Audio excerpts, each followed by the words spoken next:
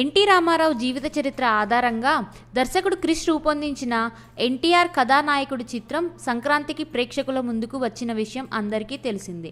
భారీ అంచనాల నడుమ రూపొందిన ఆ చిత్రంకు మంచి టాక్ వచ్చినా కలెక్షన్స్ మాత్రం రాలేదు.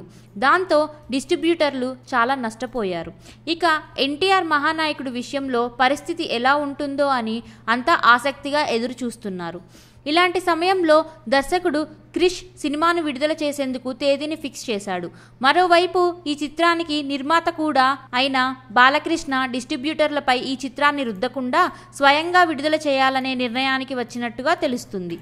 సినీ వర్గాల ద్వారా అందుకున్న సమాచారం ప్రకారం సురేష్ ఫిల్మ్స్ ద్వారా బాలకృష్ణ అన్ని ఏరియాల్లో సొంతగా విడుదల చేయబోతున్నాడు. సినిమాకు లాభాలు వచ్చినా తానే, నష్టాలు వచ్చినా తానే భరించబోతున్నాడు.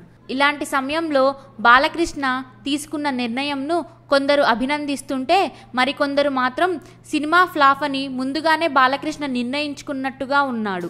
అందుకే డిస్ట్రిబ్యూటర్లకు నష్టాలు వద్దనే ఉద్దేశంతో ఈ నిర్ణయం తీసుకున్నాడు అంటూ అభిప్రాయం వ్యక్తం చేస్తున్నారు. మా వీడియోస్ కనుక మీకు నచ్చినట్లయితే like, share and don't forget to subscribe.